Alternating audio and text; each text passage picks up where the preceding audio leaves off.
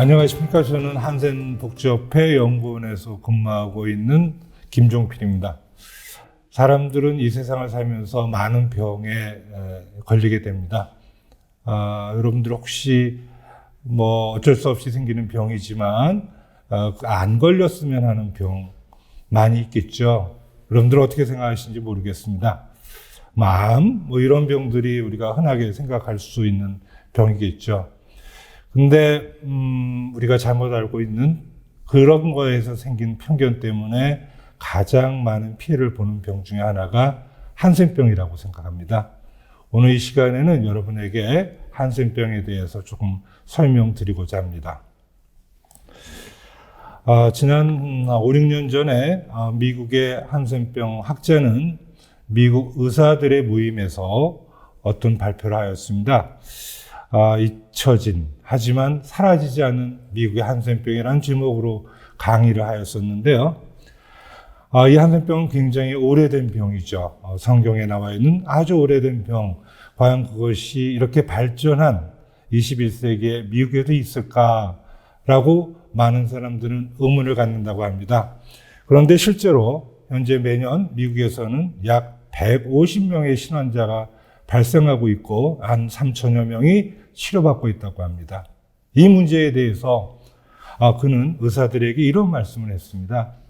의사는 환자의 고통과 아픔을 치유하는 곳인데 우리가 이 병에 대한 잘못된 인식을 가지고 있어서 빨리 진단하지 못하고 또 빨리 진단하지 못함으로 해서 잘못된 치료를 해서 그 환자에게 장애를 많이 증가시킨다면 결과적으로 환자의 고통을 증가시킨다면 의료인으로서 깊이 고민할 이유가 있다라고 보고하였습니다. 현재 한센병은 아직도 세계적으로 수백만의 사람에게 영향을 미치고 있습니다.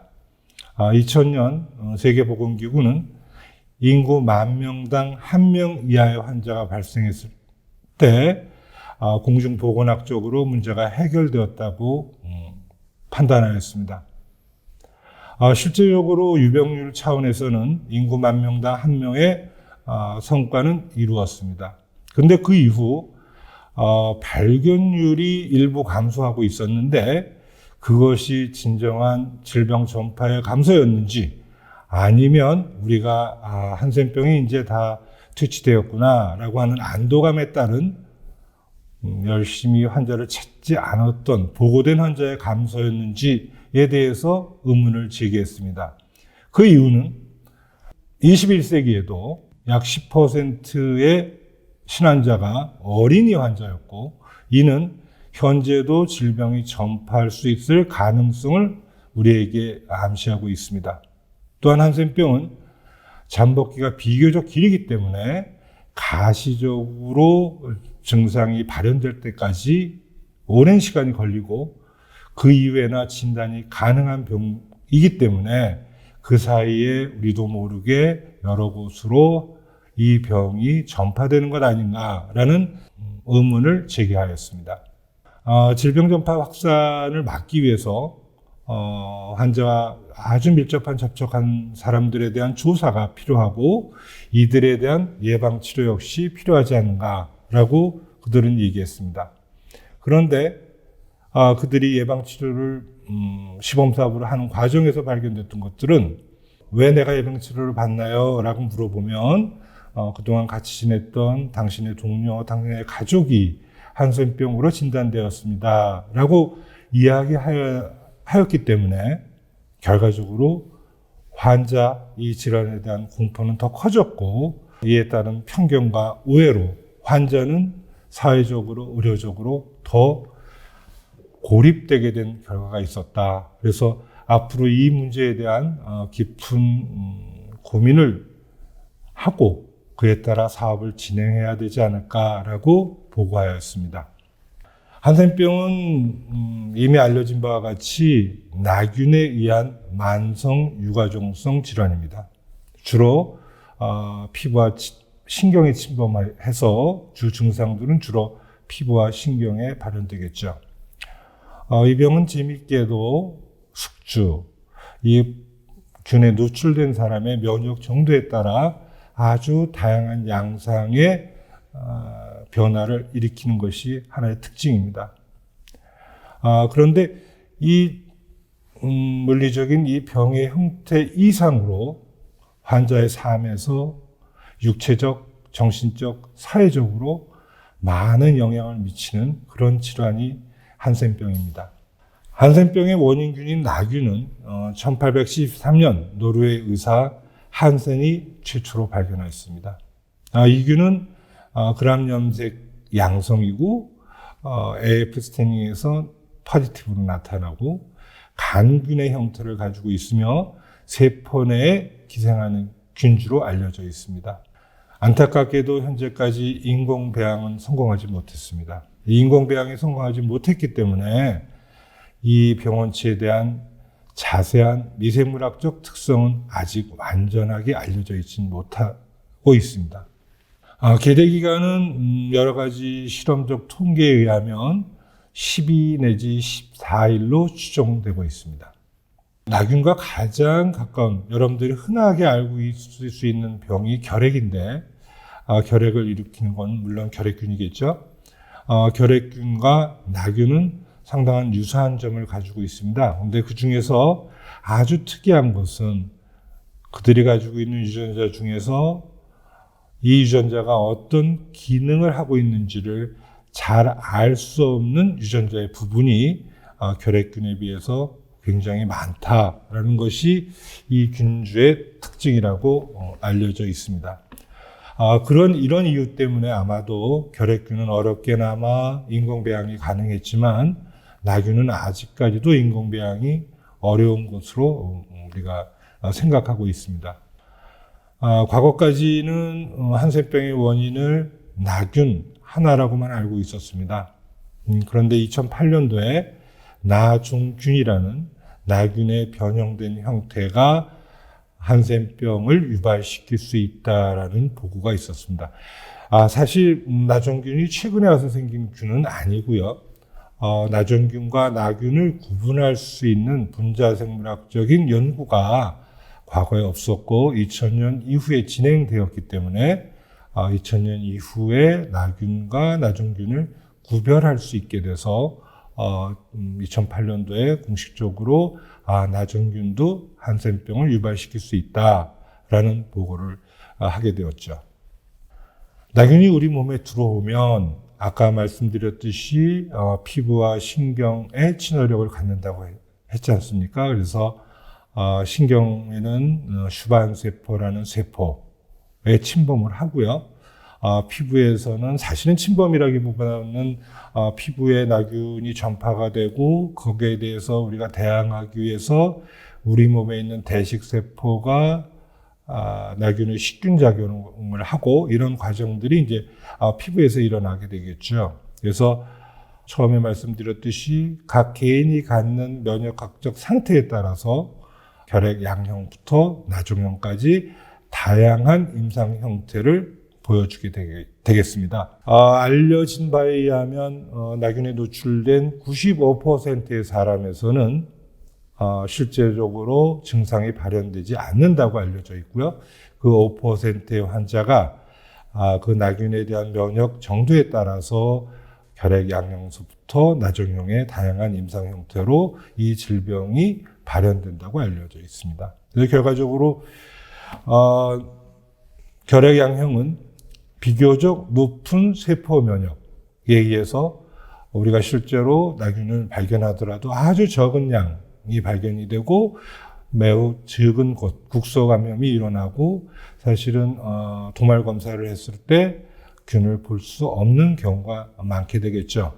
또 그 반대축에 있는 나중형에서는 비교적 낮은 세포 면역에 의해서 다균의 나균이 보이게 되고 전신적인 감염이 성립이 되며 우리가 도말 검사를 했을 때 균을 확인할 수 있게 되는 겁니다. 한센병의 전파에 대해서 엄격한 의미로 보면 잘 모릅니다. 사실은 저희 이 얘기와 조금 허전한 얘기인 것 같기는 하는데 만약에 어떤 시계가 고장이 나서 서 있다면 최소한 하루에 2번은 정확하게 맞을 거라는 농담도 있을 수 있습니다. 우리가 아무리 정확한 시계라고 하더라도 그린치 천문대의 시계를 기준으로 했을 때 항상 틀린 시계가 옮겨지게 되겠죠. 제가 이런 말씀을 드리는 것은 우리가 완전하게 모르는 것에 대해서 여러 가지 추론을 하고 여러 가지 얘기를 하는 것이 사실은 진실에 가까울 수도 있지만 진실에서 더 멀어질 수도 있다라는 예로 제가 설명을 드린 거고요. 결과적으로 아까도 말씀드렸지만은 이 병이 어떻게 전파되는지에 대한 구체적인 원인은 잘 모르고 있습니다. 다만 어떤 분이 감염원으로서 작용할 수 있는가 이런 부분에 대해서는 치료받지 않은 다균형 환자로 추정하고 있습니다. 그러니까 여기서 가장 중요한 요소가 있는데요. 치료받지 않은이라는 요소와 다균형이라는 요소입니다. 아까 조금 전에 우리 각 개인의 면역 상태에 따라서 결핵 양형, 또 희균형, 또는 그 반대에 있는 나종형, 다균형 이런 두 가지 형태가 있다 그랬었는데 결과적으로 희균형 환자에서는 감염원으로서의 역할이 그렇게 우리가 중요하게 보지 않아도 되지 않나라고 생각하고 있는 거고요. 그 반대에 있는 다균형 환자가 치료를 받지 않았을 때 타인에게 전파할 수 있는 가능성이 있다라고 이해하시면 좋겠습니다. 그렇기 때문에 우리가 어떤 환자를 발견했을 때 저 사람이 한센병 환자야 라고 이미 알게 된 상태에서는 그분은 이미 치료받고 있는 상태일 겁니다, 아마. 그렇기 때문에 우리가 공식적으로 알고 있는 한센병 환자는 사실은 감염원으로서의 작용을 못하는 분이라고 이해하셔야 되는 것이 바른 이해라고 생각합니다. 그럼 누구냐? 모르죠.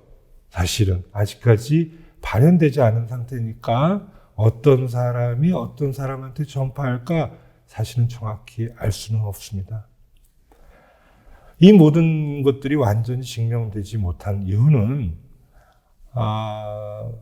나균이 인공배양이 되지 않기 때문에 어떤 제한된 조건에서 완벽한 재현을 통해서 구현하지 못했기 때문에 우리가 그냥 그렇게 추정하는 것이겠죠. 그럼에도 불구하고 두 가지 감염 경로를 많은 사람들은 얘기하고 있습니다. 하나는 공기 감염입니다. 이것은 주로 다균형, 나종형에 대한 설명인데 공기를 통해서 비점막으로 들어오고 그 비점막에 들어온 것이 혈행을 통해서 피부와 신경으로 전파돼서 전신적인 증상을 일으킨다. 이렇게 설명하는 것이 다균형에 대한 설명이 더 쉬웠기 때문에 아마 그렇게 이해하는 것 같고요. 또한 많은 사람들이 과거에 생각했던 피부 접촉을 통한 가능성, 이것은 아주 예외적으로 결핵 양형, 희균형의 경우에 아주 적은 국소 감염이 일어나기 때문에 혹시나 피부를 통해서 그 자리에서 병을 일으키고 더 이상 전파되지 전신적으로 확산되지 않았을까 이렇게 이해하는 것으로 여러분들이 이해하시면 좋겠습니다. 잠복기는 보편적으로 2년에서 10년 이렇게 봅니다. 근데 사실은 이마저도 통계학적인 것이기 때문에 1년 있을 수 있고요. 15년, 20년, 30년도 우리가 추정할 수도 있습니다. 사실은 정확하게 얘기하면 좀 긴데 다른 질환에 비해서는 좀 긴데 잠복기가 참 긴 질환이다. 이렇게 이해하시는 것도 좋은 이해일 것 같습니다. 그럼 어떤 병형이 많은가? 아까 말씀드렸던 결핵 양형, 또 다른 말로 희균형, 다균형, 또 다른 말로 나종형. 현재까지 보고된 바에 의하면 한센병이 많은 고위병 지역에서는 결핵 양형이 더 많이 발견이 되었고 한센병이 굉장히 적은 지역에서는 나종형, 다균형이 더 많이 보고되었다라고 되어 있습니다. 그러니까 우리나라에서도 보면 1979년 대한피부과학회지의 보고에 의하면 우리나라의 신환자 중에서 결핵 양형, 희균형에 해당하는 사람이 55.8%라고 보고하고 있습니다. 그런데 제가 근무하고 있는 2000년대, 2004년에서 2008년도의 환자를 제가 분석해 보니까 22%만이 결핵양형 희균형이었습니다. 이 얘기는 결과적으로 어떤 것을 우리가 암시 받을 수 있냐면 얼만큼 한센병을 찾겠다는 노력을 많이 하느냐가 이 병형의 보고에 영향을 미치지 않는가라고 생각을 합니다. 그러니까 아주 한센병을 열심히 찾겠다고 하면 아주 증상이 경했던 결핵양형을 많이 찾을 수 있을 것이고요. 한센병에 대해서 잘 몰라서 한센병을 진단하지 못하기 시작하면 아주 심한 증상을 갖는 다균형, 나점형을 더 많이 진단하게 됐을 겁니다. 아마 그래서 이런 보고상의 어떤 차이가 있고요. 인도의 보고에 의하면 다균형이 희균형보다 조금 많은 것 같다라고 이해되고 있습니다. 그래서 그렇지만 전 인구를 가지고 서베이한 것이 아니기 때문에 어떤 것이 맞다, 틀리다 얘기할 수는 없고요. 다만 인도가 가장 환자가 많았던 지역이었기 때문에 우리가 보편적으로는 다균형 환자가 희균형 환자보다 더 많다라고 이해하시면 좋겠습니다.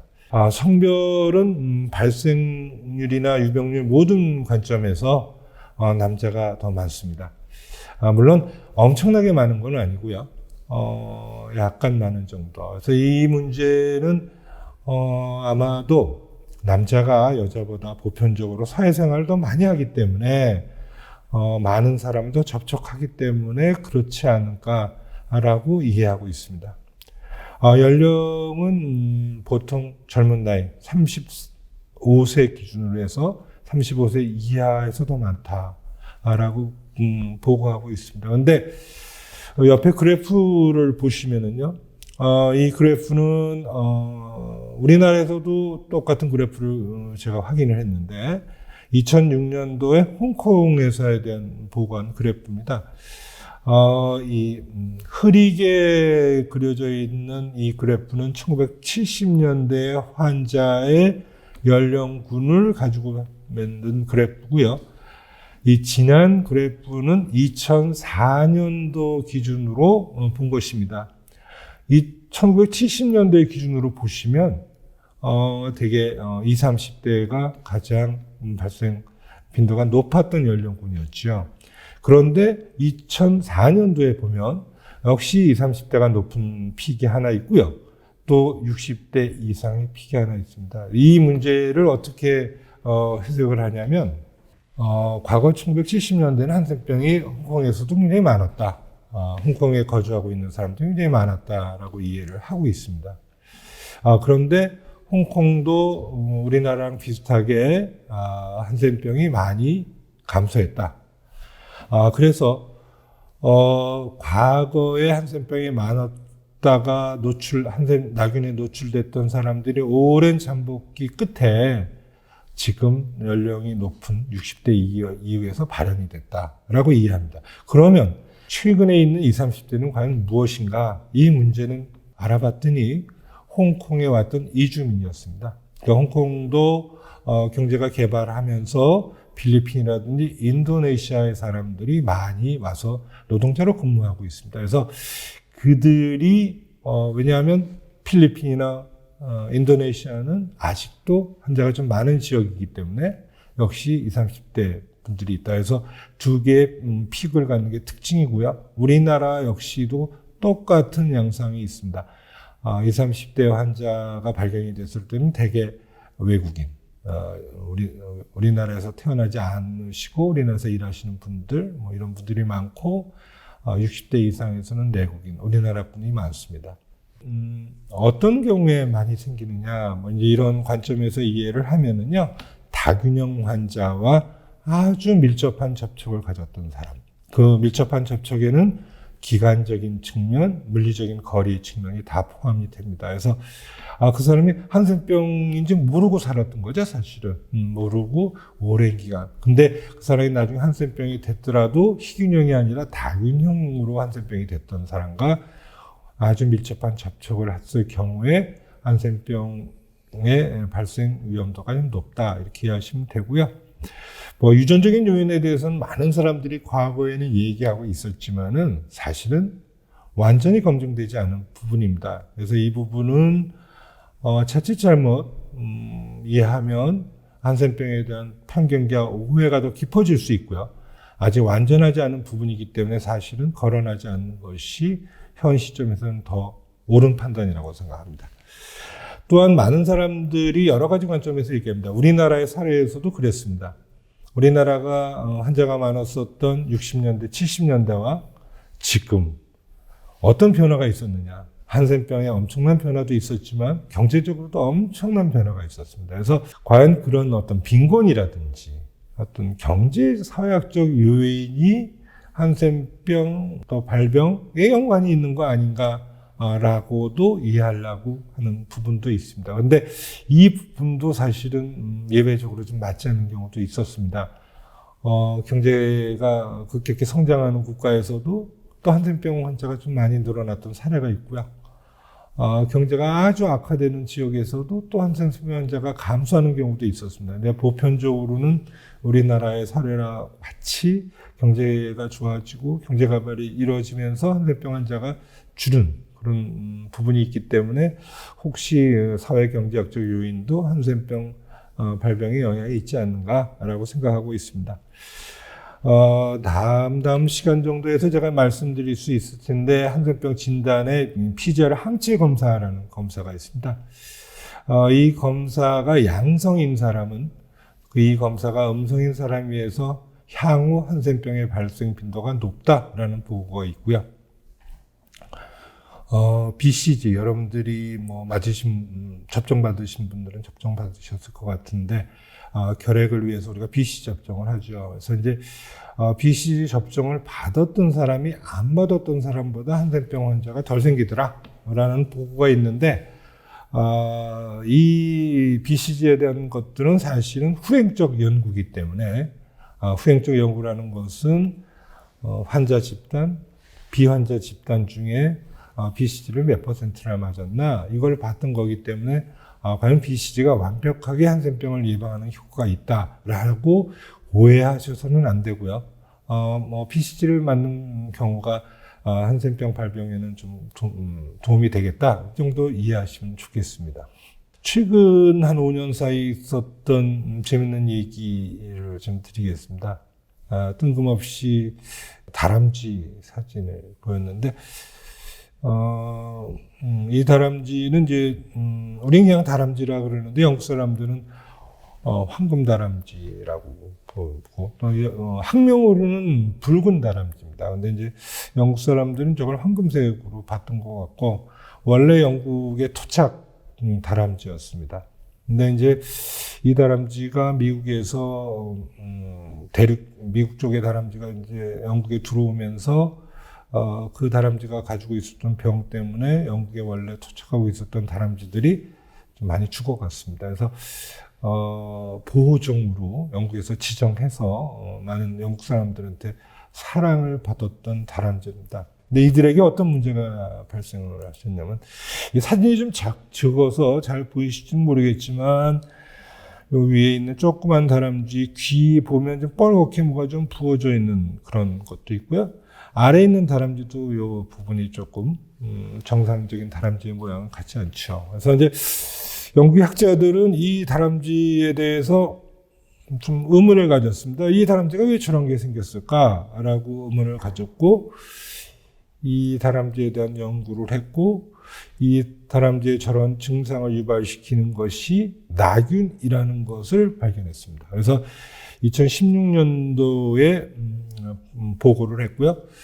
당시에 사실은 영국에는 상당한 사회적 문제를 야기해서 BBC 방송 9시 뉴스에서도 언급이 됐고 거기에서 보건당국자가 나와서 여러 가지 얘기도 하고 그랬습니다. 그때 했던 얘기의 결론은 뭐냐면 다람쥐한테 나균이 발견이 됐기는 하지만 다람쥐를 만지거나 이러지 않으시면 문제는 없습니다. 근데 이런 얘기는 이제 과거에 이 다람쥐들을 영국 사람들이 굉장히 좋아했기 때문에 만지기도 하고 그랬었겠죠. 그래서 이제 긴밀한 접촉은 좀 피하셨으면 좋겠습니다라고 얘기를 해서 국민들한테 안심을 했었죠.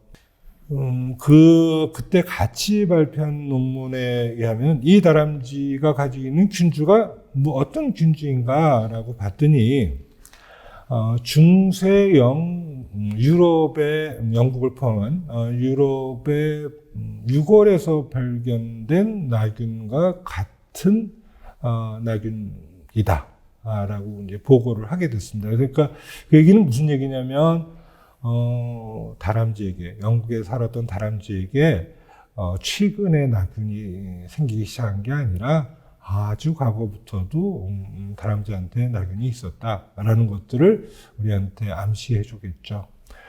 또한 더 재밌었던 건 뭐냐면, 아까 나종균이라는 것이 이제 2008년도에 한센병을 유발시키는 나균 이외의 다른 균주다라고 제가 말씀을 드렸는데, 나종균 역시도 다람쥐에서 발견이 됐습니다. 그러니까 나종균 역시도 뭐 최근에 우리가 발견을 했던 것뿐이지 원래 지구상에서는 있었을 거다, 이렇게 이해를 하게 됐죠. 여기에서 학자들은 이제 이런 생각을 했습니다. 만약에 나균이 우리 인간, 뭐 여태까지는 주로 나균이 인간한테만 있는 균이라고 이해를 했는데, 이렇게 야생동물에서 발견이 되면 결국 나균을 이 지구상에서 완전히 경멸하는 것은 어렵지 않을까, 이렇게 얘기합니다.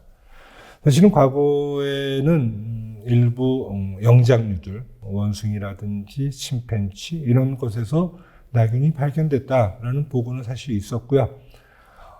미국 쪽, 미국서부터 남아메리카 쪽으로 럭키 산맥, 안데스 산맥으로 해서 아마딜로라는 동물이 있는데, 그들에게서는 나균이 굉장히 많이 발견이 돼 있었거든요. 그래서 야생동물에서 나균이 발견됐던 것을 우리가 모르고 있었던 건 아니지만, 이렇게 하나하나 새로운 야생동물에서 나균이 발견된다는 것은 우리가 한센병을 완전히 지구에서 제거하는 데는 좀 어려움이 있겠다라고 학자들은 생각하게 됐죠. 또 하나 굉장히 재미있는 보고가 있습니다. 이거는 일본에서 보고했던 겁니다. 제가 이 보고를 보면서 동물들도 그렇구나라고 생각을 했는데, 이 침팬치는 암놈이었고요. 1980년도에 한 2살 정도를 추정이 되는 아이를 서부 아프리카에서 포획을 했습니다. 포획을 해서 얘가 일본으로 수출이 됐습니다. 실험동물로. 그래서 이 친구는 한 10년간 간염 연구에서 실험동물로 해서 역할을 했습니다. 10년 정도 역할을 하고, 그 다음 얘기를 제가 처음 알았던 건데요. 뭐 침팬지나 이런 영장류들은 좀 오래 살으니까 그러면 10년이 끝났으면 어떻게 하나 봤더니, 그들 나름대로 그들이 우리 인간을 위해서 여러 가지 어려운 시간을 겪었기 때문에 어떤 쉴 수 있는 공간으로 이동을 시켜서 그 이후로는 그냥 편하게 여생을 보낼 수 있는 그런 양로원 같은 곳으로 보낸다고 합니다. 그래서 이제 그곳에서 이 침팬지도 행복한 시간을 보냈죠. 그랬는데 2009년도에 여기 사진에 보다시피 얼굴에 뭐 이상한 것들이 생겼습니다. 그래서 저게 왜 생겼나? 물론 이 친구는 양로원에 있는 기간, 또 실험하는 기간에 계속해서 혈액 검사를 해서 건강 상태를 체크받고 새로운 문제가 없나 이런 것들을 확인했던 친구였기 때문에 조직 검사를 해봤더니 한센병이 있었다라는 것이 발견이 됐습니다. 침팬지에서 한센병 나균, 그것의 보고는 과거에 있었기 때문에 여기까지는 그렇게 새로운 얘기는 아니었습니다. 여기서 어떤 새로운 얘기를 우리가 얻게 됐냐면, 이 친구가 적어도 2살 이후에는 한센병에 걸릴 찬스가 없었습니다. 아주 완벽한 곳의 실험동물로서 역할을 했기 때문에. 그래서 친구가 1살 내지 2살 아프리카에 살 때 아마 낙연에 노출이 됐을 겁니다. 그렇다면 이 친구는 31살에 발병이 됐기 때문에 추정되는 잠복기는 30년입니다. 그래서 우리가 그동안 한센병의 잠복기가 굉장히 길 수도 있어. 한 30년도 있을 수 있어. 이런 얘기를 많이 했었는데 이것이 이제 과학적으로 설명이 됐다. 잠복기가 30년도 갈 수 있겠구나. 라는 것을 알게 된 것이 굉장히 중요했고요. 여기 밑에 그래프가 하나 있는데 이제 이게 바로 피젤한 항체에 대한 검사 값이었습니다. 이 친구는 건강관리를 위해서 매 피검사를 했기 때문에 그때 했던 혈청들이 다 남아 있었겠죠. 그래서 해봤더니 2005년 정서부터 피젤 항체 값이 올라갔었던 겁니다. 근데 왜 그때는 피젤 항체에 대한 검사를 안 했느냐? 이 친구가 한센병에 걸렸으라고 아무도 기대하지 않았기 때문에 안 했겠죠. 안 했는데 한센병이 된 다음에 그럼 옛날 혈청을 한번 다 꺼내가지고 다시 검사해 봤더니, 그래서 피젤 항체 값이 한센병이 발현되기 어떤 일정 기간 전서부터 서서히 증가한다라는 사실을 알게 됐죠. 잠복기가 30년이라는 사실. 그다음에 피젤 항체 값을 우리가 모니터링하는 것이 한센병 발현을 어느 정도 예견할 수 있다라는 것을 알게 됐던 것이 재밌는 보고였다고 생각합니다. 이상으로 한센병의 일반적인 얘기에 대해서 말씀드렸고요.